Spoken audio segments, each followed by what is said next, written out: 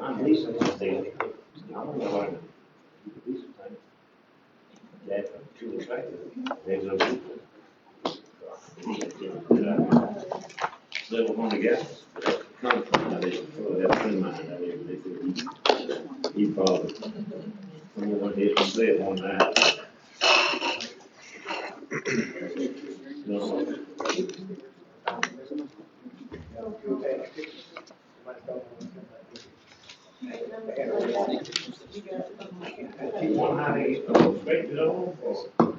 We're going to call the meeting to order. It's a regular session 4/11/2022. We're going to call for a moment of silent prayer.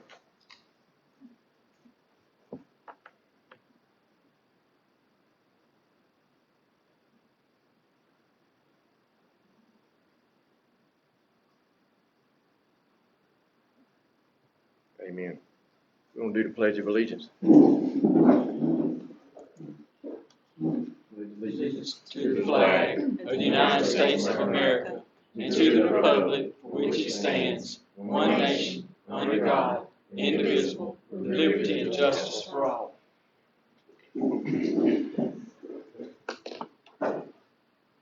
All right, first thing we need to do is approve the agenda. Doug said he had one thing he needed to add to it. Yeah, I gave you guys the handout. It's called Text My Gov. All right. Is anything else? If not, need a motion to approve. I second. All right, you got a motion, a second, and I'm gonna vote in favor of it, so motion's carried. The approval of the minutes. Regular session 3/14/22. I make a motion to approve. I second. I'm gonna vote in favor of it also. The motion's carried. Financial reports, the accounts payable. Any questions on that? Need a motion to approve. I'll make a motion to approve. Second. All right, I'm gonna vote in favor of it also. The financial reports. That look okay? Yeah, make a motion to approve. I second. I'm gonna vote in favor of it also, so the motion's carried. The appearances, we got Keith Bowen, he's gonna update us on what he's been talking to us a little bit about for the last couple of meetings.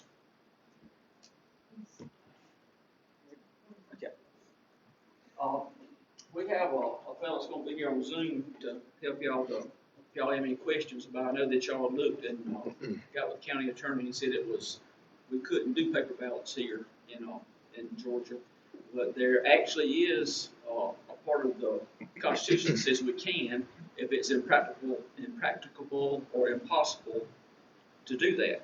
So we can do paper ballots, and as soon as the guy, the fellow's name is Garland Favorito. He's done this his whole life. This is what he's done about voter rights. He's a nonpartisan person.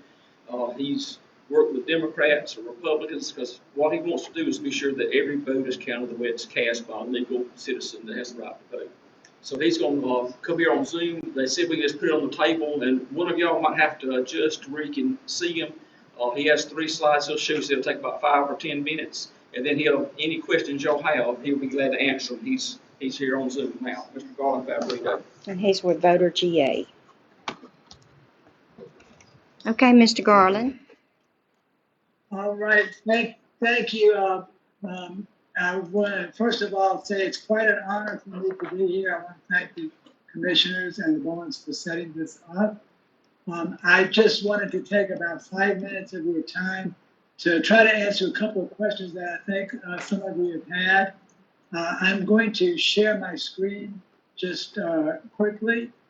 And I wanted to mention to you, hopefully I think that you can see do you see a screen entitled Georgia Law? You see his screen? Yes. Angela? The screen says Georgia Law. Yeah. So there was a case that's gained quite a bit of notoriety up here in the Metro Atlanta area. It's called Curley v. Raffensperger. It was a United States District Court case in which the judge of the case, Judge Tugberg, has found that the current system that we're using, which is the Dominion Democracy Suite 5.5, violates two Georgia statutes. And I'm showing those statutes now on the screen. It's OCJ 2122 and OCJ 212300. And what those statutes says is that the system must print an elector verifiable paper ballot, and it must produce paper ballots which are marked with the elector's choices in a format readable by the elector. As most of you probably know, if you vote in person, your votes are actually accumulated out of a QR code which you, the voter, cannot verify. And that has been a bone of contention that has caused the United States District Court to find that this system is not technically in accordance with Georgia law. So the relief on this case has not been granted yet, but that is the current finding by Judge Totenberg. So we call this an unverifiable voting system. And the question comes up as to what you can do about this. There are two statutes that might apply that we may want to consider or look at. One is OCGA 212334, and that says it's a statute entitled Voting by Paper Ballot when the use of machine is impossible or impracticable.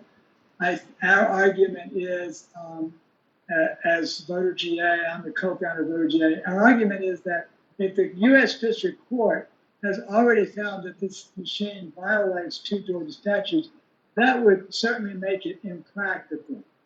So that means that any election superintendent, who's the elections director of the county, according to this statute, they may arrange to have the voting for such candidates or offices and such questions conducted by paper ballots. So you have the option of using the paper ballot in lieu of the ballot marking device. That is one statute. And then the other statute, which that authorizes the superintendent, but another statute, OCJ 212366, authorization for utilization of optical scanning system, also authorizes the county commission to take action, specifically to authorize and direct the use of optical scanning voting systems for recording and computing the vote at elections held in the county or municipality. So those are two options that you can consider if you are uncomfortable with this current situation that we're in. I know there's quite a few counties that are uncomfortable, but I just wanted to make you aware of your options, and that is all I think I had planned to present, and I'm happy to answer any questions. And again, it was an honor to be with you this evening. Y'all got any questions? Well, the only thing I'm gonna say about it is I don't like what we got, but then again, we have had a reputation here in this county years past of doctoring ballot boxes. That's a concern of mine.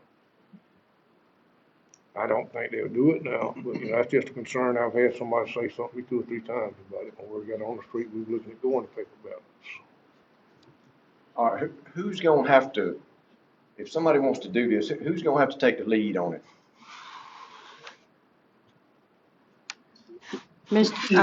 Mr. Garland, did you hear his question? Yes, is that a Okay. question for me? Yes, it's a question for you. Well, I think that the elections director, election superintendent, and the county commissioners should be in agreement that that's what they want to do. And then I would imagine that the election superintendent would then probably take the lead on it with the authority and backing of the county commissioners.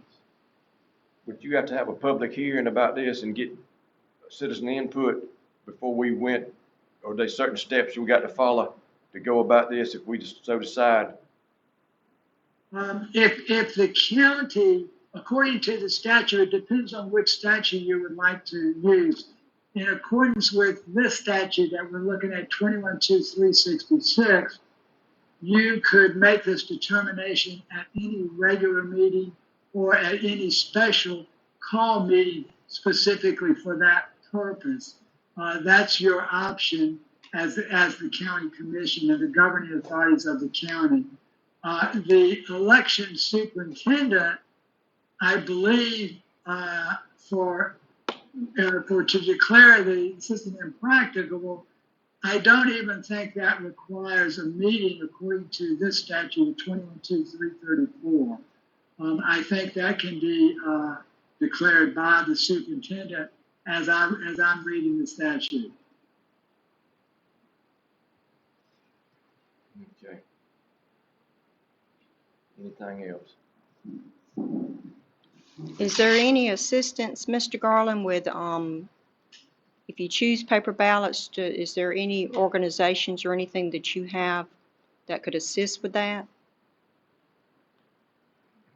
I believe that we could provide some assistance for doing that.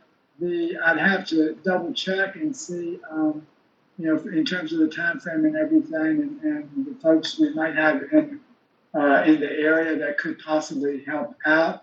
The good thing about this is that you're really only doing what you're already doing with mail-in voting.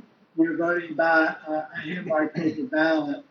And so there's no learning curve in doing it because you do that for every election anyway.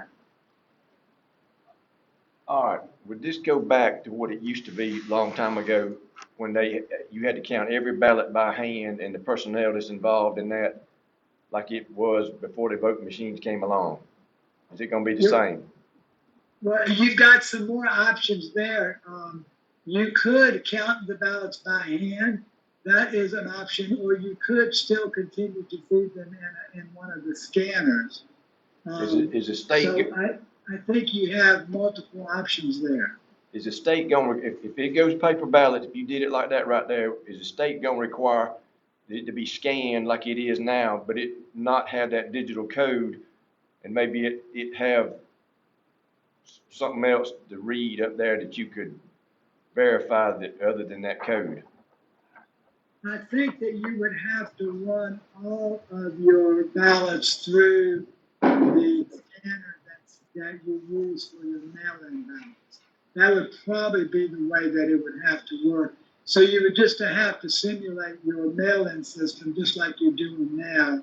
And it's just that you would use that instead of the other scanners. The precinct scanners are set up only to read that QR code.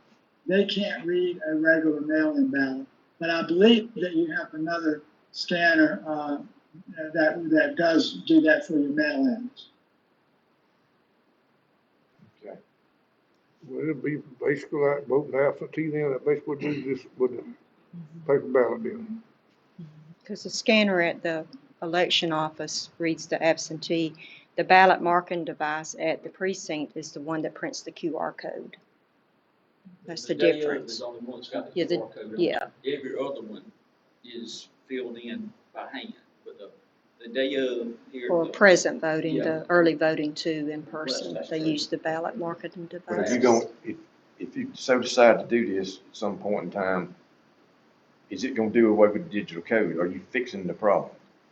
Did you hear that question, Mr. Garland? I did. Yes, I believe that you are fixing the problem because you would no longer need to use that QR code at all. All of the ballots, in the mail-in system, the mail-in system doesn't have a QR code. And the reason for that is that the scanner is set up differently. It's set up to do a digital scan on what we call the MarkSense bubble. And so it reads the ballot differently, and the mail-in system doesn't require the QR code. It looks at the little bubbles, and it interprets the bubbles for the votes. So yes, it would do away with the dependence on that QR code. All right, if y'all got somebody that could make some kind of demonstration of this, I think that the best demonstration that you have is what you already have in this process in your mail-ins. It would be exactly the same thing. You would use your in-person, you would process your in-person ballots exactly the same way you're processing your mail-in ballots today. I think that would be the best demonstration that you're already doing it, actually. Okay. And also too, Judge Josh, is gone this week. Yeah. But he said that he's willing to do a Zoom call with voter GA and, talk about Yeah, it I too. spoke to Judge Josh last week when we were setting this up. He's very interested in the points that we made. With him being so new in office, some of the ones he wasn't aware of, because he just got there, you know. Right. He wants to talk to Mr. Garland. We're gonna try to set up one. He's at training from the 10th to the 14th. And so when he gets back, it'll probably be next week. We'll set up a meeting between, Zoom between him and Mr. Garland and let them be able to talk about all them codes and them numbers and everything. But, he's very interested in the points we're bringing up also. All we're wanting is for folks to be able to see what the vote is. And that's, I knew you wasn't here last week, but that little QR code when you vote the day of, can't nobody read that except the Dominion machine, and we're not. That's what we're getting to. We want to be certain that what you voted is what is being counted. No matter if you're a Democrat, Republican, Libertarian, Constitutional Party, whatever you are, it don't matter to me. I just want your vote to be counted the way you cast it. That's all we're asking. So, Amen. Amen. That's a very honorable thing to approach. I believe that you're absolutely 100% correct, and I believe every county should want the same thing. Any more questions? Was there anything else while we got him to talk about? that is all. I just thank y'all for your time and for your interest.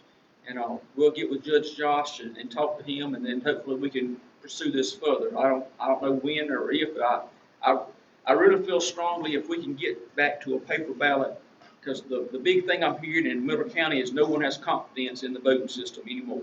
They're not, and I'm not saying some of the stuff, the things that are being thrown out there are correct, but I do know that QR code is unconstitutional. We can't read what we're voting on, and that's the thing that we're going after right now. If we can do away with that and use the same thing like Mr. Garland said, the absentee ballots are, everybody vote on those same kind of ballots. We've got the scanner already to read those like the old timey, when you took a test in school and you put it through the Scantron deal, you know, you got that. We've already set up for that.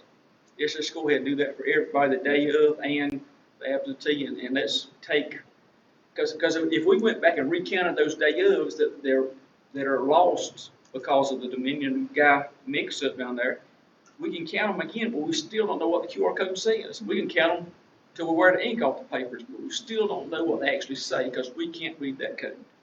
And that's what I'm getting down to. I want us to have confidence that if I go and vote for Joe Blow, that I can look and see that's the name, that's the bubble, that's the whatever. The way it is now, we can read it at the bottom.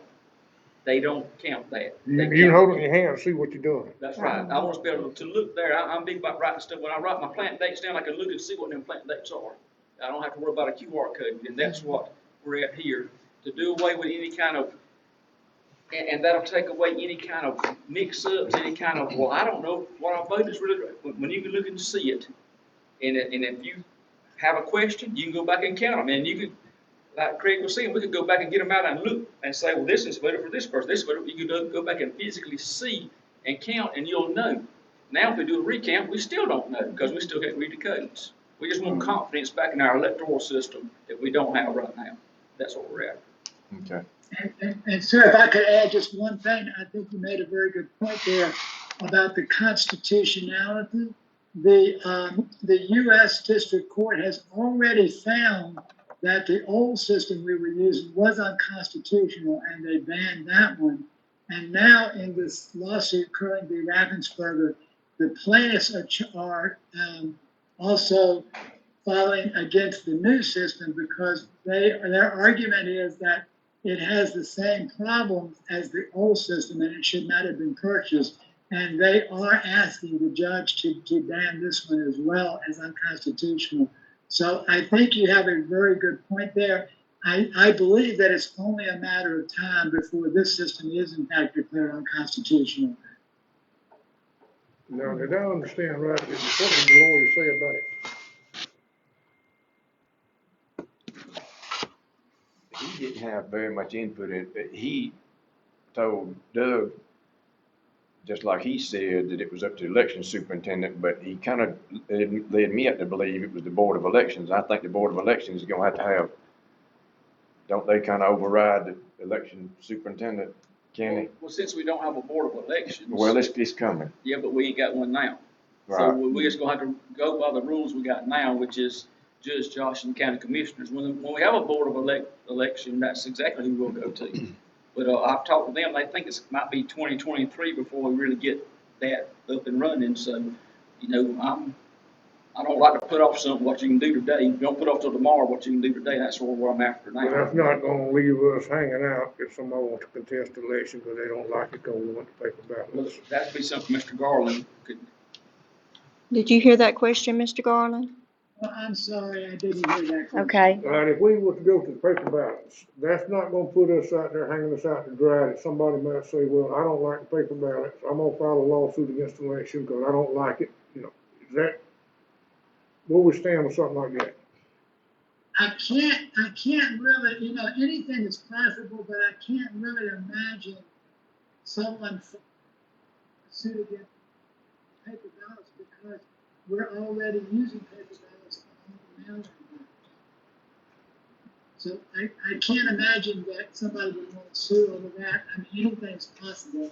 I know certainly that all of the folks that I know are in all of the civic groups are concerned about the voting machines, and they're all advocating for hand-like paper ballots. So I can't envision that happening. I don't think you would have any trouble that I can see. Good. All right, is there anything else we need to go over with this? All right, we'll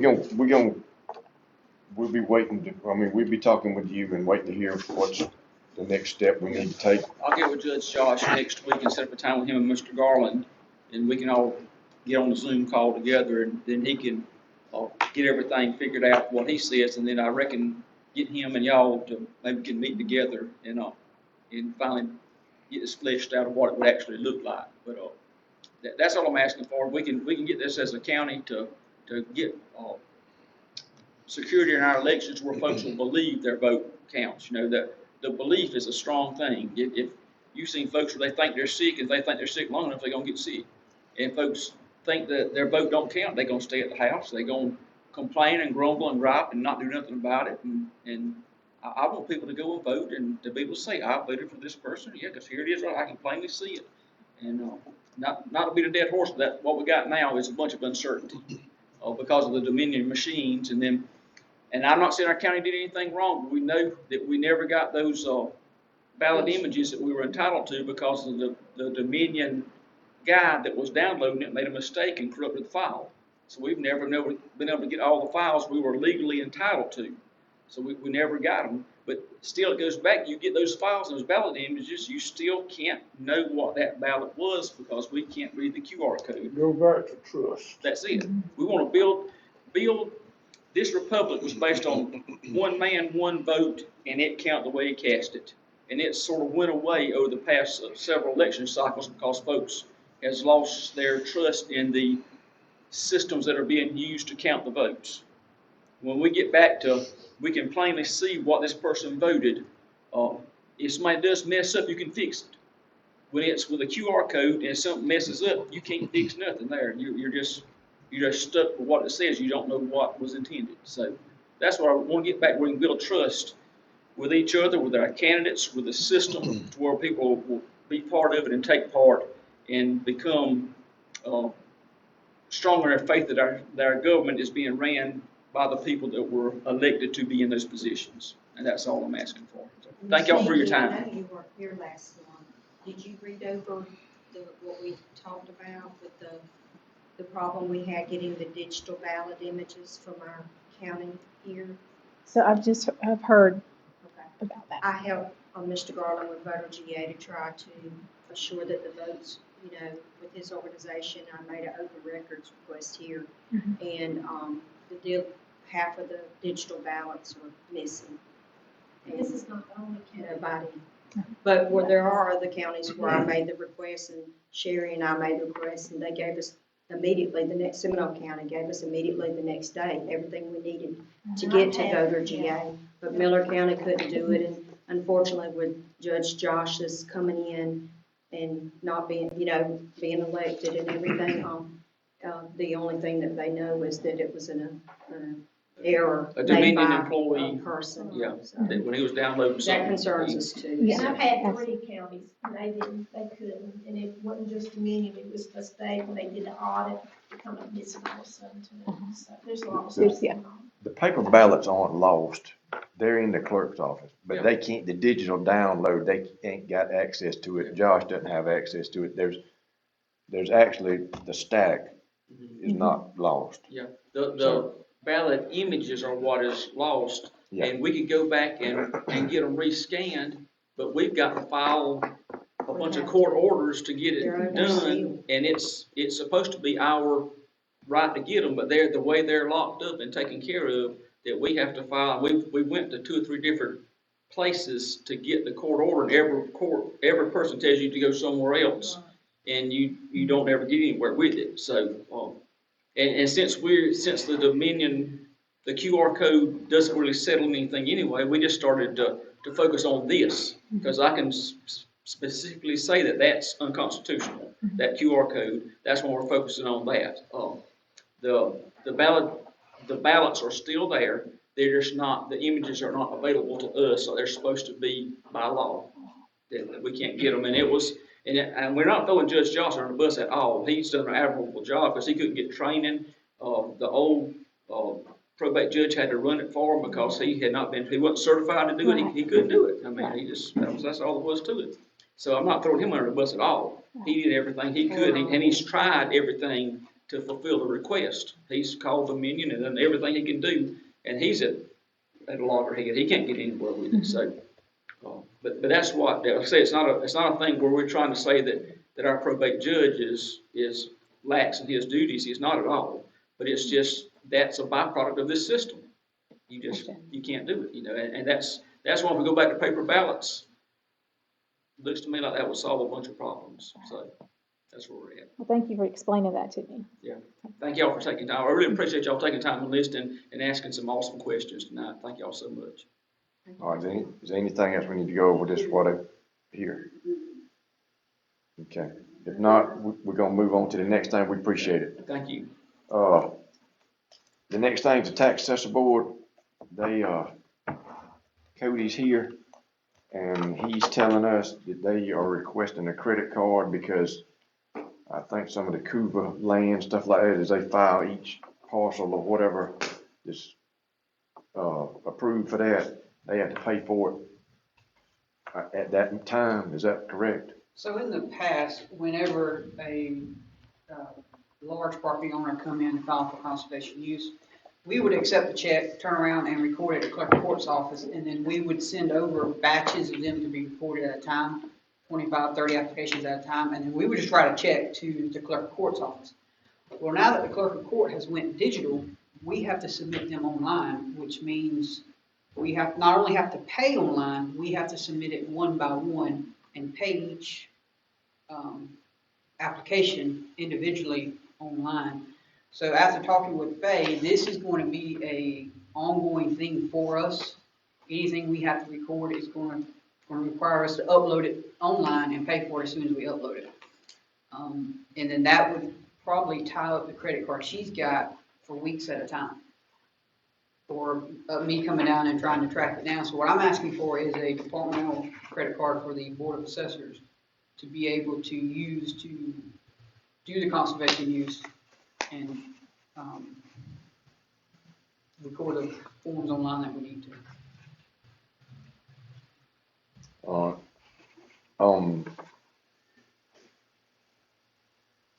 Y'all understand what he's talking about? Is there any questions on that other than what he's done went over? Any concerns? Yeah, well, I got one, is that gonna open it up for all the other departments gonna put in for credit card? The other departments? don't see where it will unless it's something similar to what he's got to do. State statute says I must record it and archive it to the original property deed. So there's no way around it. I have to record it at the clerk of court's office. All right, we're gonna get, I know y'all gonna keep up with the paperwork. Are we gonna get, like a invoice or a statement from you to turn in to match it up with the credit card?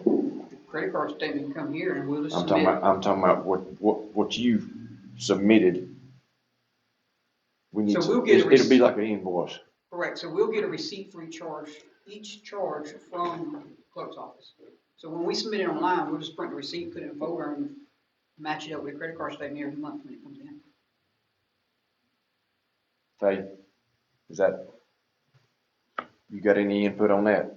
No, I mean, do you want a totally separate credit card number, or do you want another user on the one we've already got? That's fine with me. We don't have to have a totally separate, it's just whatever's easier for you when those statements come in. You It just, might be easier just if we got, because we've got a pretty good limit on it, and you're not talking about like a lot of months, right? I mean, Well, would it be easier though if you had a separate credit card to keep everything separated? well, we've already got, the one with the sheriff, the one with us, so, I mean, either way, we can get another user and he can use the same one, and when she's balancing the credit card each month, he can just give her those to go with it as receipts. or do you want it on the same card, or do you want to, would it be more convenient like that, or to have a separate card, because you're gonna get a separate bill? Well, with a separate bill, if I may interject, we in the assessor's office actually take the payment. Ms. Gail keeps track of our checkbook. I talked with the board of assessors about doing it on a debit card. They were absolutely against that. They said, let's do a credit card, which it would come in a monthly statement, and I kind of agree with them. So my thoughts behind it was we would take and let the credit card statement come here, get with Faye, reconcile the statement, and then turn around and write her check out of our checking account to match what is on the credit card. And what we It'd have probably be recorded. easier to have his own separate number. All right, y'all want to go with that? Yeah, the only way to be, make sure everything check balance situation. Need a motion to approve a credit card for the tax assessor's office? I'll make it. I second. All right, I'm gonna vote in favor of it also. Any more questions on any of that? Not, we're gonna go on to the old business, is the sheriff department lawsuits. Did y'all read through that, or are there any questions on that right there, or going to mull over it a little bit? I mean, it's information, there ain't much we can act on it, ain't nothing we can do, not now. Yeah, that's out of our hands. All right, next thing, the ordinance for the roads. You need to, if you hadn't already looked at that, I mean, we ain't got to do nothing tonight. You need to look at the things. It's what we talked about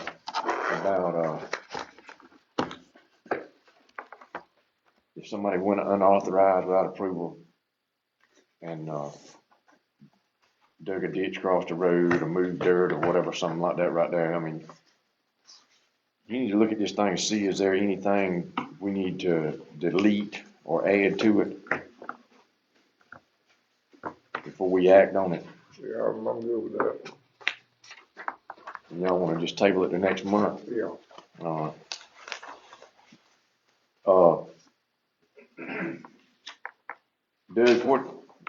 Doug, when you put this together, where did it all originate from? Several counties up in North Georgia. So it has already been approved. Now, as a document itself, it just has not gone through the lawyer process, but it is approved in each individual aspect of, the different ones. I mean, there's not one specific to what all you guys are asking for. So each one of these came from an already approved, ordinance. So if it's something that, like I say, if you guys approved it, then I would just send it up to the lawyer to get it finalized through him, and then we could put it in place. Okay. All right. Y'all look over that thing, study on it a little bit. We'll table it to next month. The USDA grant for the road department, there was a tractor and a mower we were putting in for. we got a bid on it, and the bid went to, Flint. They had the lower bid. Doug, you wanna tell us? Yeah, A little bit about that. Flint and, Sun South put in a bid. Flint was the lowest one, so what it did was I went ahead and completed the USDA application process. It was pretty much reviewed and they sent back a form that we just have to fill out as something new. But everything's been submitted, for a tractor and a mower, and I think it was 98,500, so we should get the full 50,000 back if we're able to get the grant. All right. So it's just it's in process now. All right, we're gonna get, pending the outcome of the grant getting approved, we're gonna purchase the tractor from Flint and the mower. All right. What was the timeline on the grant to do? I think when You know, from the pickups, you know how kind of delayed she is, so I kind of stay on her on a regular basis, and it may go 3 days before I hear from her, so I'm kind of rushing her as much as I can. We do have to fill this, and I've got just where you have to sign a letter, and we send it to her, and I think that probably will move it faster too. All right. The next thing we got on the agenda is the intergovernmental agreement for the city to use some of the property out there at the landfill to put their dumpsters that ain't being used on. They're gonna fence it in. And this is just a draft too for you guys to look at. Corey still hasn't looked it over.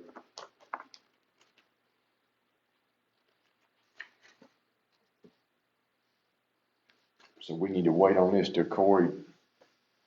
Yeah, he's kind of had a issue with his daughter, so he hasn't been at work. But I mean, if there's something that, it pretty much is self-explanatory. It says that either party can get out of it with a 60-day cancellation. It tells about we're not able to use any of the landfill land. It has to be on the land that's back towards 91 that's never been deemed landfill. Right. It talks about that they have to do the survey and make sure they're not on that land. They have to install a fence and keep the property maintained. All right.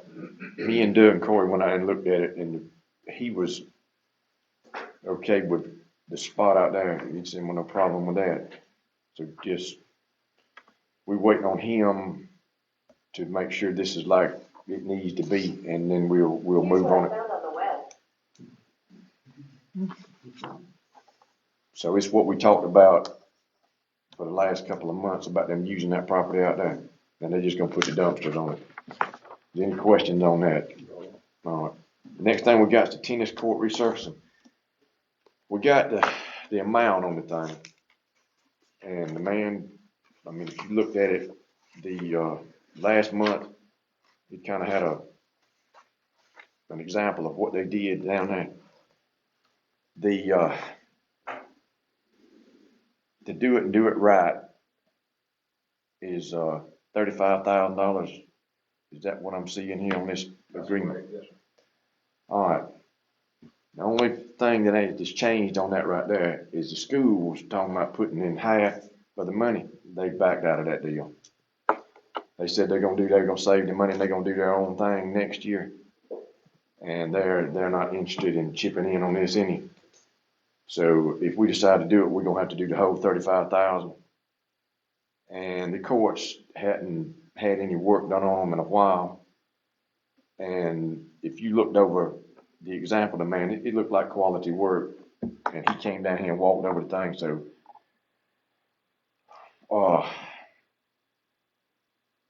they need some maintenance on it. Yeah, if we don't do it, it's just gonna get worse and it'll get more expensive, and I'm good with go ahead doing it.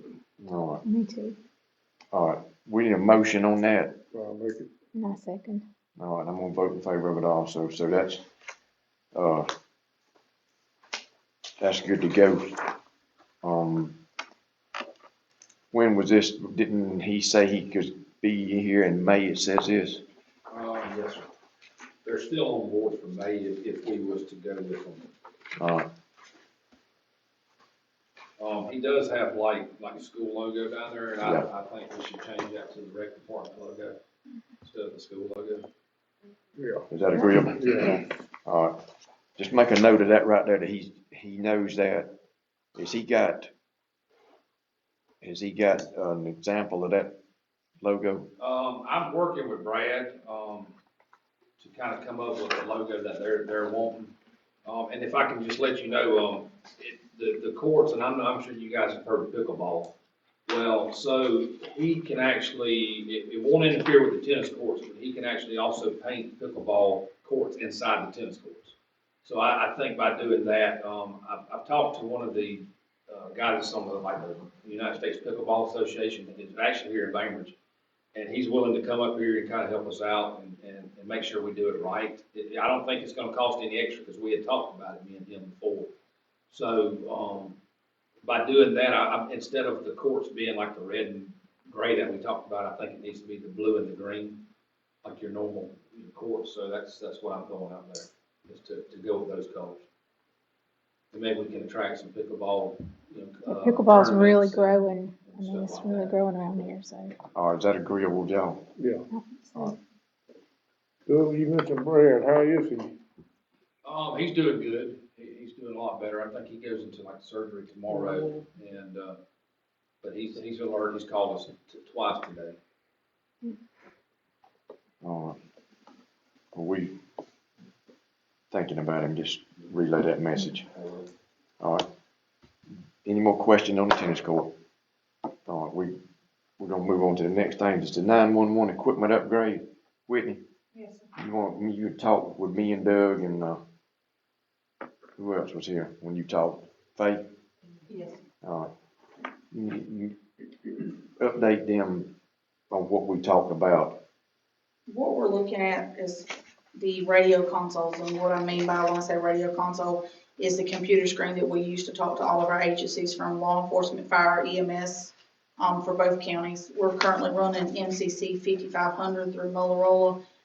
It is now out of support as of the first of the year, and what that means is if it's something that our local people in Albany cannot come and fix, it's gonna be hard to fix it, because there's not gonna be the parts and the upper level are not gonna be able to come fix it, because there's not gonna be anything there to fix.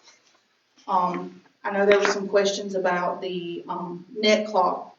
Simple terms for net clock would mean that all of our times, from our computer times, our radio times, our playback times, everything will be all one time. So like sometimes at home, your microwave's one time, your stove's another time. Net clock will put a stop to that. Everything will be in time. There will never be a question about what time the call come in from the CAD, but playback may be a second or two off. Net clock will put a stop to that altogether. Everything will be one time, all on the same playing field, same guideline. What's the drawback of not having that on there? Is there gonna be a safety issue or just a recall issue on that right It there? would just be that depending on the time that somebody had a question about a time that was like on the CAD or on the playback, it would just be a simple matter of trying to piece it together. If the times were off by any means, we would have to go back and try to piece the times together the best we could. All right, I ain't got it marked in here. Wasn't that several $1,000s more? And I've asked Mr. Glenn with Motorola to attend to kind of talk about the financial side of it that I may not can answer.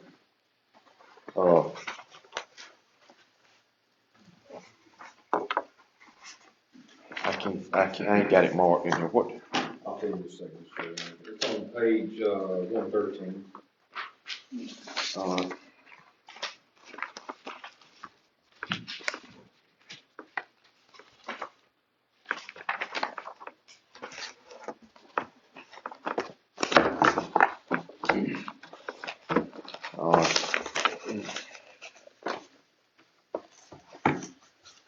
That's $14,450 more to add that to it. Is that correct? Yes, sir. Mr. Chairman and Commissioners, I can speak to the net clock. The net clock's a vital part of a comm center. It syncs to the timing of timestamps, not only for the inbound 911 call itself, the CAD system, the radio system, and just virtually every technology she has in the center, syncs it all together. And that may sound trivial, but that's very important when open records are requested and they go back and they say, well, you dispatched it this time, how come you didn't? This doesn't match up with that. It causes a lot of issues on that point.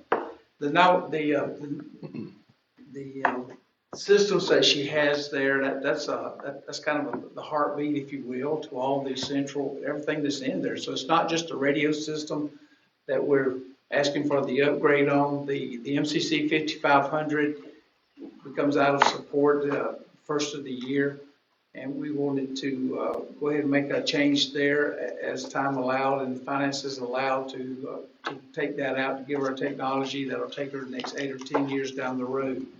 We've offered it in single year purchase or 3 or 5 year warranty packages. Very commonplace now for comm centers to be proactive and look at their fixed cost of ownership for the next 5 years. Are you going to be in 911 business 5 years from now? I mean, these are questions you ask yourself.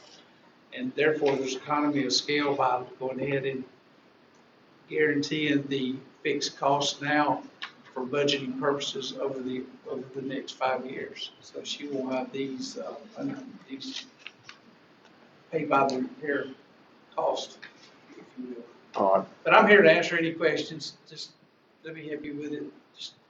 We got a part of this right here. You got a grand total, and it's got including Scout Care, $202,917. That's 5 years all in for a 3-position total upgrade of taking out her 5500, putting in the Avtech Scout console position. She gets new monitors, new computers, new back-end service installation. And the 202, that's a 5-year all-in warranty with that too. If you look at that first page, 1 year cost.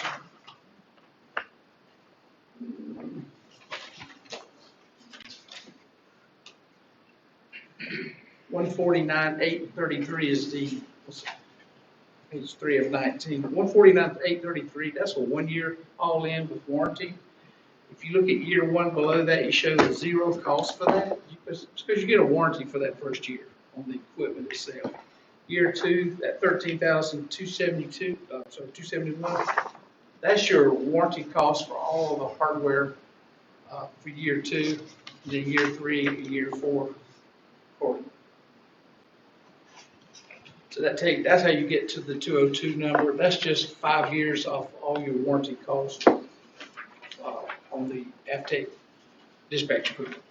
All right. Now, after 5 years, is it gonna be obsolete? After 5 years, you can re-up another maintenance contract. We just don't offer them past 5 years.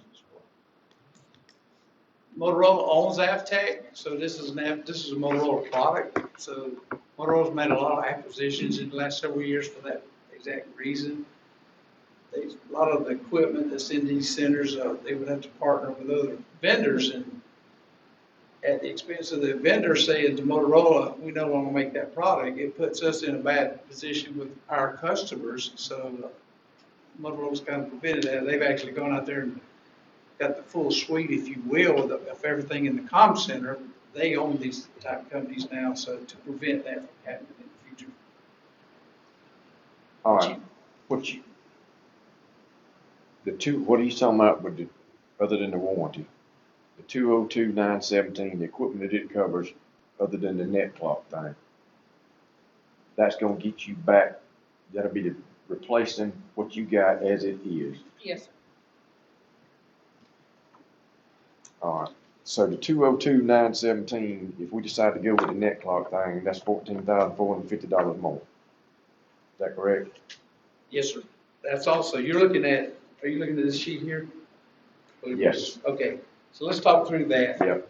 I actually broke that out separately. This is the local boots on the ground install 24/7 maintenance of our system. You can If you look at that, it says 3 operator positions at $29,450. That's the installation for the Albany shop, mobile communications, to do the installation thereof of all the takeout and install the new equipment. Keep her operational, mind you, all through the process, so that way there's no downtime. The IP recorder that you have in there, that's your installation of that. The optional 4th position, that's not an issue at this point unless you pick up a 4th call taking position. The annual MCA on-site maintenance, if you want to have 24/7 maintenance per year, you would budget the 6182 number for MCA to have that way she can call Albany Com, Charles Moore, whoever the technicians are, they come in, that's her first line of defense to get this thing back up when the screens go dark. Otherwise, she can do it on a per call basis, and you see the rates there. So we got installation, we got IP recorder, and we got net clock we need to consider. All right, the maintenance beginning year 1, how, is that that's gonna be $6,000 per year? Or is that? 6182 to have the ability to have the local shop be able to respond to her call within 2 hours. For 1 year? For 1 year. You would budget that each year.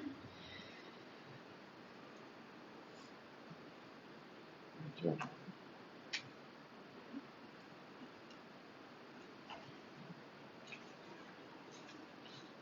Is Baker County gonna help us out with this any? So I've reached out to Baker County on a couple of days and times, and I haven't heard, they said we'll schedule a meeting, they hadn't committed, they have to, they're gonna have to. But I don't have a definite yes or no yet.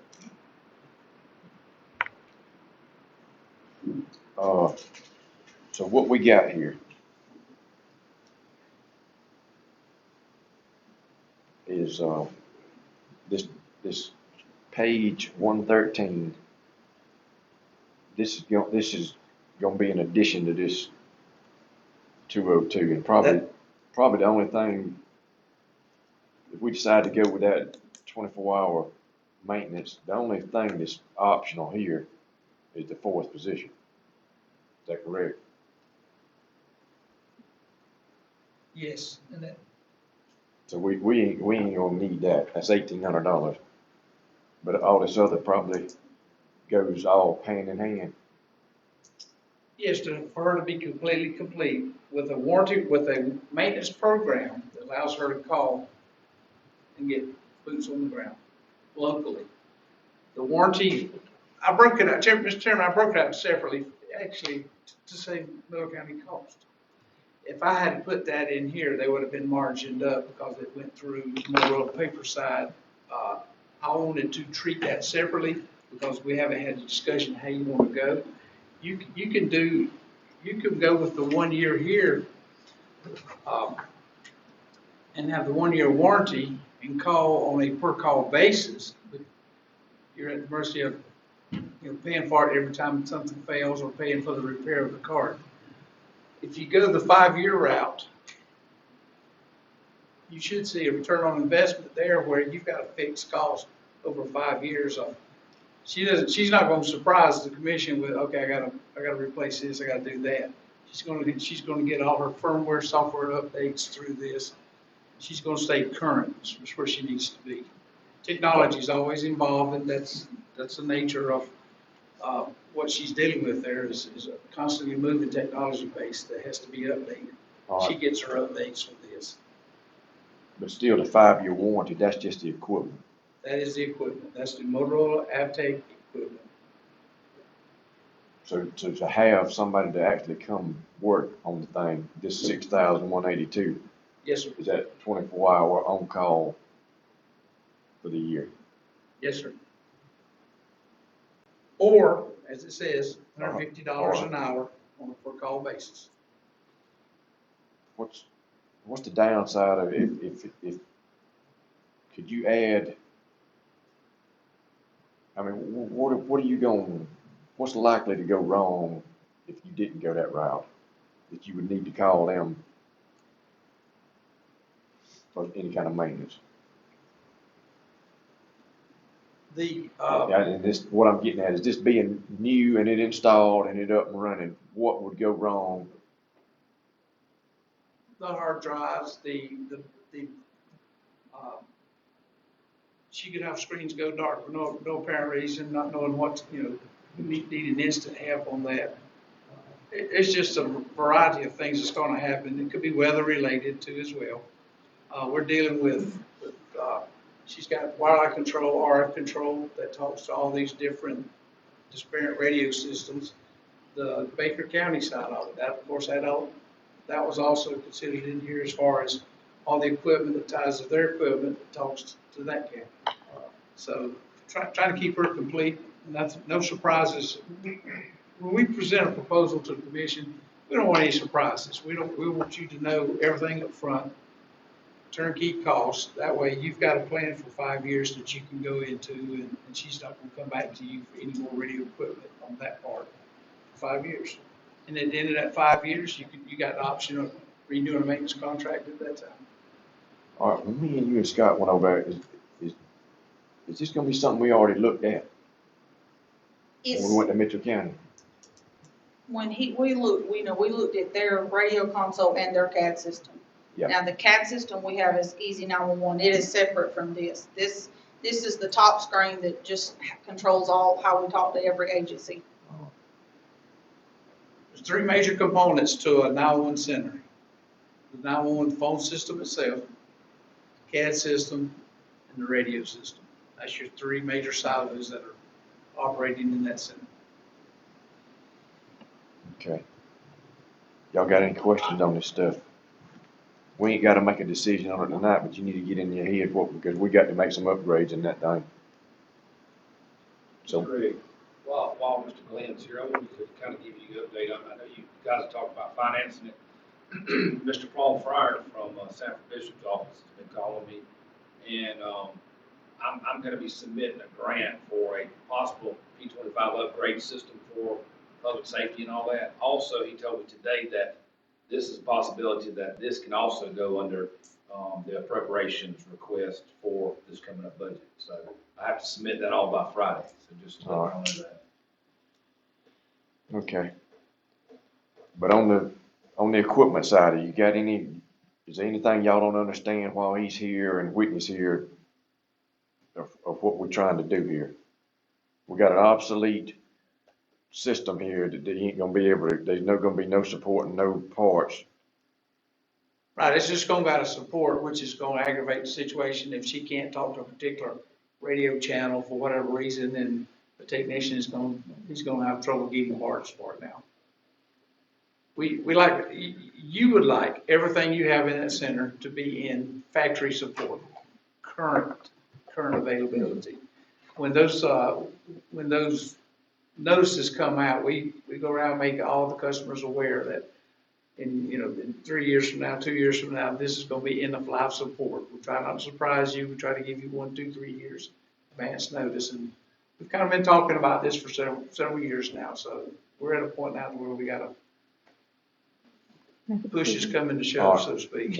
When we make this upgrade right here, what's gonna be the lifespan of this before the next latest edition comes out? It's technology. That's just it. With the 5-year support plan, we keep you current inside of this. And you need to realize that machine she's working on, it's running 24/7, 365. Yeah. So it actually wears on it at a much faster rate than what we normally look at equipment with. So you need to take that into consideration. To answer your question, we don't know what technology is going to afford us 5 years from now. That's why we won't expand this out beyond that. We would, I would say in 5 years, you'd want to start looking to see what's on. But usually when we put something of this magnitude in, with radio consoles last longer. They're kind of the workhorse of the radio system, if you will, but they can continue to work 8, 10 years easily on that. I've got them out there 10, 15, 20 years is the problem. They just work. So get in one that's got support and it'll stay with you. Okay. Any more questions on any of this? All right, we're gonna study on this a little bit, and, Sure. he's making notes, Doug's making notes to submit that for the, maybe we can get some money to help out with this. And, we might wanna talk with you again, if it's where you come down and we get ready to make a I move want on to make it. sure you're completely satisfied with your decision. All Okay? right, anything else on this? All right, we appreciate it. Thank you. All right. Next thing we got on the agenda is the fueling station report. Y'all got any questions on that? Doug, you got anything you need to? No, it's just on page 121, it tells you the total gallons used, and, but I do have, tomorrow, the city's, having their meeting, so they're gonna present to the city council about signing that fuel agreement. Right. So, we're gonna probably need to buy another tanker pretty soon, because if they come on next week, the road department's finally got up to speed, and they're actually using a lot of diesel, which is good. So I'll keep you guys updated on that. All right, the next thing we got is the Spring Creek Park resurface.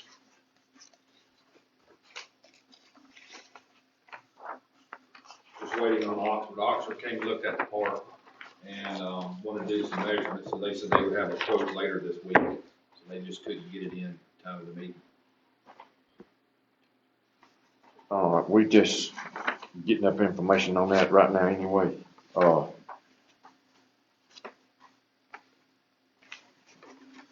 while we talk about it, whatever the quote come in, did y'all want to try to do part of it 1 year and part of it another year, or go over the whole thing? I think we need to find out what it's gonna cost first, don't we? We'll have an idea. Well, that gets pretty pricey. But when the Oxford man comes in, while they got the equipment down there, they might could do, he comes, looks at it, might wanna do part of it. And then when they come back and maybe pave another road next year, might wanna do some more.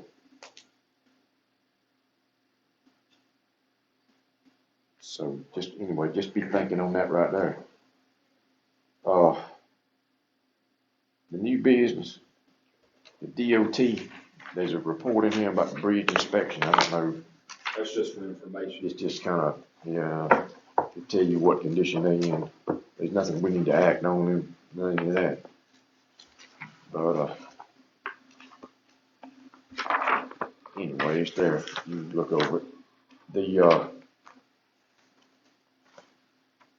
next thing we got is the safety coordinator resolution.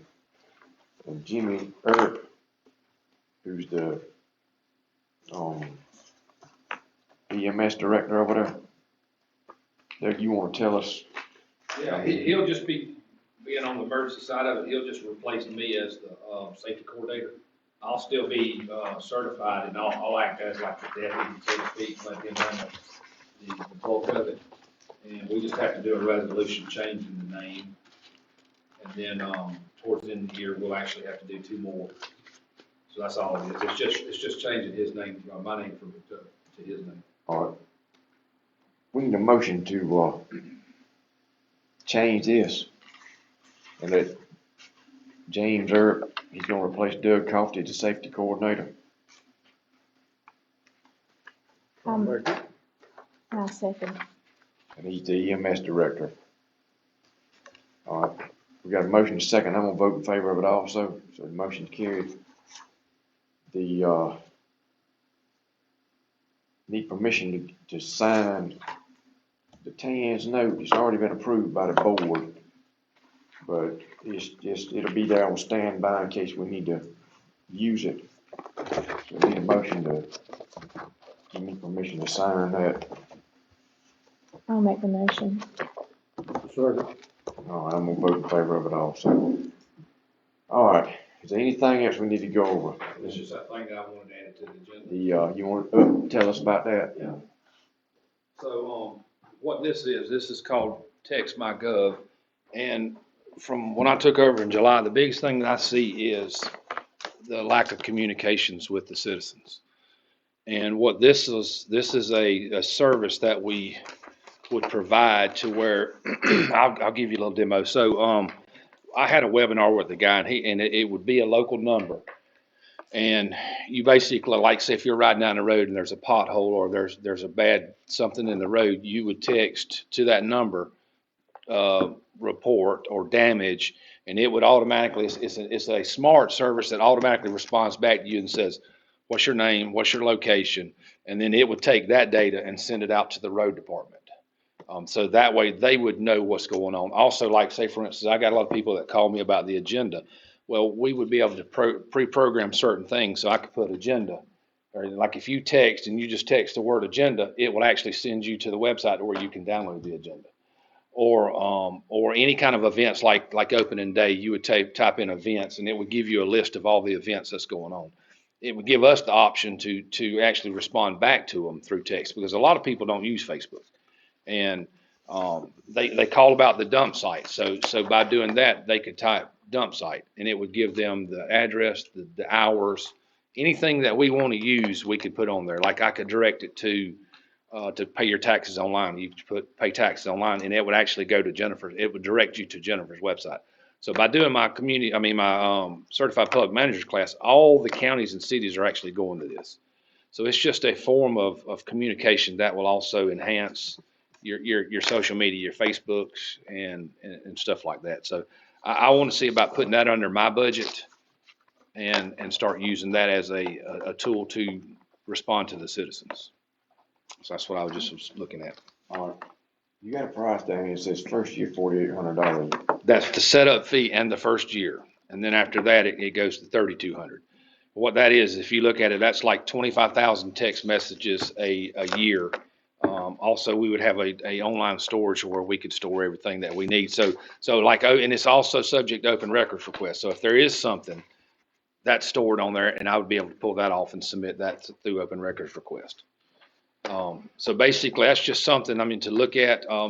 If I think the citizens deserve stuff like this, to be able to communicate with them, and that's why I kind of want to do it.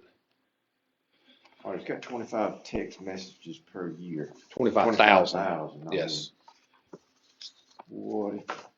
There's a fee that goes if you go over 25,000, but based on our population, it's population based. So based on our population, that's what they're saying we should use. No, I mean, and we won't even use that much. But what he says, it's like the old AT&T where if you don't use, but say 10,000, well, the next following year, that 15,000 rolls over to the next year. So if you keep on going with it, there's a chance you don't even have to, never worry about even maxing that. So it's just something that I would like to, look into. And especially, like I say, with Andy and Shelley, I always sometimes, like I got a text today about, they sent me a text with the picture of a damaged culvert.